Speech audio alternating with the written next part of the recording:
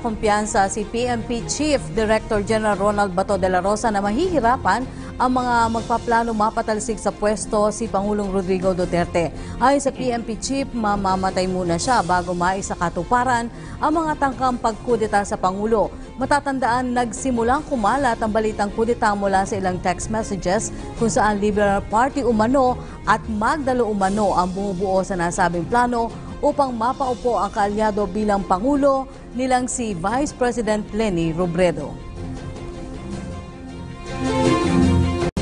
Nilinaw ngayon ng Liberal Party na walang plano at na kung anumang nilulutong kudita ang kanilang partido labang kay Pangulong Rodrigo Duterte.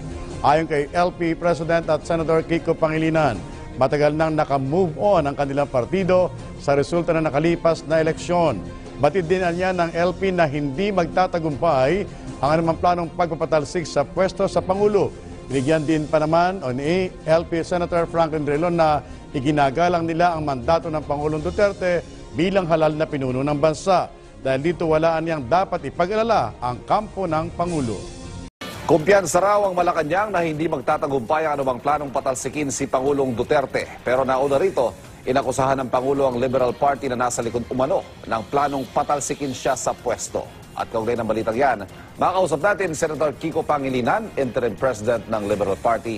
Senator Pangilinan, magandang umaga po.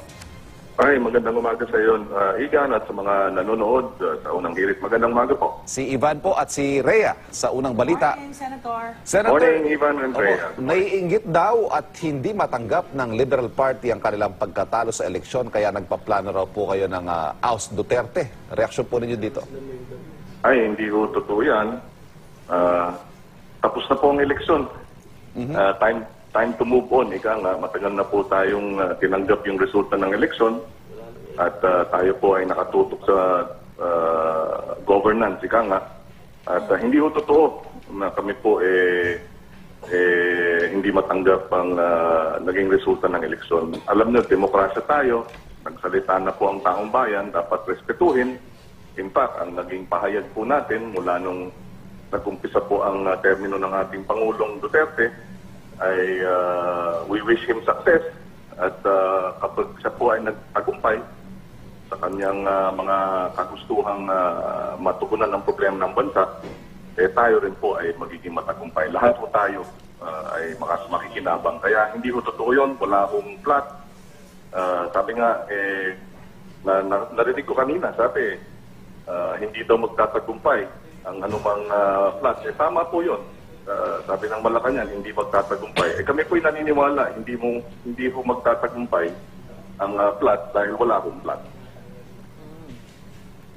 Pag-usapan po natin si VP Leni. Gaano kalaki ho ba ang papel niya sa Liberal Party? Siya po ang ating chairman ng partido. Ako po ang presidente sa ngayon. So, malaki ang kanyang papel. Siya po ang pinakamataas na opisyal ng aming partido na halal. Kaya in the coming days, siya po ay kasama po sa liderato na siyang magbibigay direksyon sa ating partido po. Is the Liberal Party, sir, taking the stance of the opposition dito po sa administrasyong Duterte? Well, I would put it this way, no? Kami po ay susuporta sa mga programa na palagay po nating makakabuti para sa ating bansa na dapat lang naman there has to be bipartisan support. Alam mo, nangyayari yan sa ibang bansa. Magkabilang partido, hindi ho magkapartido pero sumasama at sinusuportahan ang ilang mga programa. Subalit hindi ho tayo yung administration right or wrong.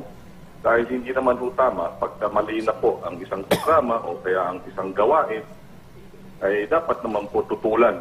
At yan po ang kasama po sa public service. Hindi ho kayo pwedeng dahil kasama ho kayo sa administrasyon, halimbawa, sumusuporta, kahit yung mali, susuportahan din at tatahimik na lang. Hindi ho dapat ganyan. Ang sino mang public servant, whether in the cabinet, whether in Congress, dapat so pagka mayroong kakulangan at hindi tama, dahil wala naman pong perfectong presidente. Lahat po ng presidente nagkakamali.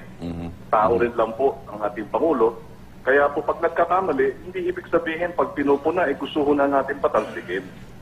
Pag pinupuna, gusto po natin baka sakaling magbago ang isip at magkaroon ng bagong direksyon. Halimbawa, dito sa usapin po ng drug war, hindi ibig sabihin dahil tutol po tayo dito sa ilang mga paraan.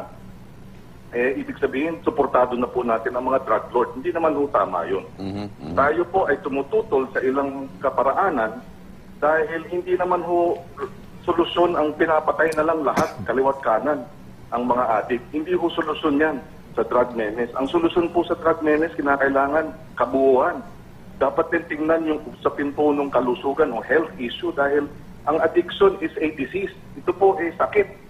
Kaya hindi ho, sabi nga po, parang ho ano yan pag tinanong nyo sa doktor, ang addiction, sakit, parang cancer. Sakit din ho ang cancer. Ang solusyon ho ba sa cancer, pag may cancer yung tao, patayin o bigyan ho ng tamang medical attention. Ganun din po ang addict. So dapat ho kabuuan o holistic ang approach. Pag pinupuna po natin, hindi ibig sabihin gusto natin pabagsakin ang administrasyong Duterte. Hindi po. Gusto po natin bago, dahil naniniwala tayo, may mas magandang paraan para masolusyonan ang ilan sa mga problema. Okay. Senador, si Igan po ito. Good morning. Good morning. Nagtataka lang ako kung paano nagsimula yung plot. Meron ba kayong miyembro sa Liberal Party? Naglipatan na yon? Totoo yun. Tinatawag nilang... May natira pa ba? Nabalik na ho kami. Kasya na ho sa Volkswagen, sabi po. Kasi ho, totoo yun. Ang sinasabi po, may plot daw ang mga dilaw. Alam niyo ho, halos 100 ng mga dilaw, iniwanan na po ang LP. Lumipat na po sa partido ng Pangulo. Kaya yung tinatawag po nilang dilaw, wala. Nalagasan na ho kami ng gusto, naroon na sa kanila. Kaya nga ho, hindi ho totoo na meron ho kami plot. At kung meron mang plot, hindi ho natin papayagan. Dahil naniniwala po tayo na ang paraan para sa ngayon, kinakailangan suportahan po natin at tingnan po natin paano magiging successful. Yung pag-aawos, hindi ho solusyon yan. Dagdag lang pa sa problema yan at kontra pa sa ating saligang batas.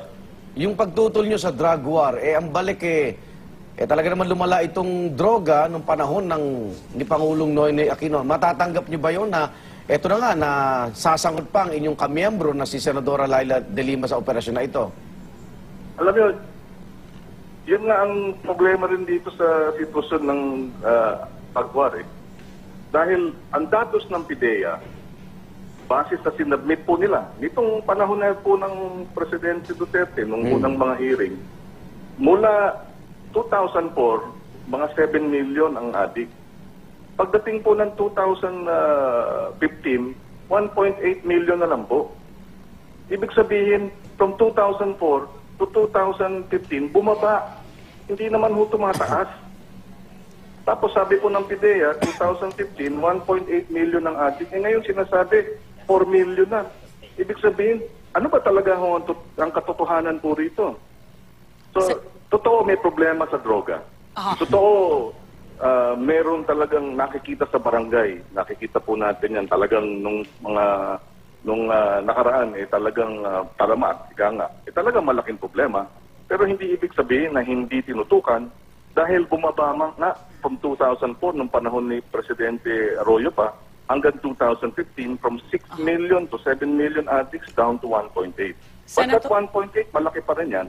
So dapat talagang tuloy-tuloy ang programa para maaresto ang mga drug lord, makulong ito. Kasi nga, 80% ng mga kaso ng drugs nauuwi sa akwitan na-absuelto. Talagang pagkaganon, hindi magiging epektibo. So, totoo, marami pang kinakailangan gawin. Senator, good morning po. Yes po, Yes, si Rhea po ito, ano pong stand ng Liberal Party sa mga isyong kinakaharap ngayon ni Senador Laila De Lima? Kayo ba ay naniniwalang wala siya talagang kinalaman sa paglaganap ng illegal na droga sa Bilibid? Well, kung sasabihin siya po ang pinakamataas na narco-politician, ika nga, medyo palagay ko manipis yung ebidensya. Unang-una, kung siya po may kasalanan at kahit sino po, kahit po kapatido po natin, pag nagkasala, kailangan po managot. Pero nasaan ang ebidensya? Nung una, nung nandun sa, ang tawag dito, nung nasa House of Representatives, siya daw po ang nasa New Bilibid prison, siya daw ang nangongolekta, etc., etc. Tapos pagdating naman po sa ni Dayan, siya daw ang bagman doon sa New Bilibid. Dinenay naman ni Dayan. Sabi niya, minsan lang siya nakatanggap. At hindi pa doon sa New Bilibid. Sa mga drug lord doon. Kung hindi, dito kay Kerwin Espinosa, na wala namang kinalaman sa New Bilibid prison. So pabago-bago ang mga paratang, ika nga. Tapos sabi po nila, nung pinatay si Kerwin Espinosa, sinabi ng ating Secretary of Justice, mukhang si De Lima ang makikinabang doon sa pagpatay, kaya siya ang involved dyan. Tapos ngayon, ang sinasabi ng gobyerno, hindi. Kahit na murder yan, hindi sila dapat ikulong. So, hindi ko pabago yung mga linya eh. Kaya dapat, tayo, we are all interested in the truth. So, sir, sa lumalabas atin, na... yun ang concern po natin. Dapat ilabas ang ebidensya. So, lumalabas na suportado niyo siya all the way at hindi ho kayo mag-hands off pagdating ho sa issue ni Senadora Laila De Lima dito po sa droga. Sandali. Sinabi ko, pag merong wag yung i-twist, no? Kasi sinabi ko, kung merong kasalanan, dapat managot. Pero ilabas ang ebidensya. Iba ho yun sa suportado po natin kung sino man all the way. Iba ho yun. Okay, so may question pa rin ho kayo. Wait and see ho ang stance ng Liberal Party. I'm sorry. Wait and see ho ang stance ng Liberal Party. Ibig sabihin, may duda rin ho kayo dahil hindi nyo alam kung totoo or hindi.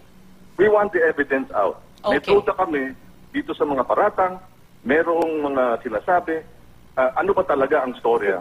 So but in the end, dapat ebidensya. Hindi pwedeng akusasyon na hindi base sa ebidensya. Dahil ang nangyayari ngayon, o ikaw, drug lord ka, ikaw, nasa listahan ka, nasa ng ebidensya? Ay, teka muna, mali pala. Hindi ka pala dapat nasa listahan. Let us make decisions based on evidence. Hindi Okay. speculation, tsaka dahil may listahan.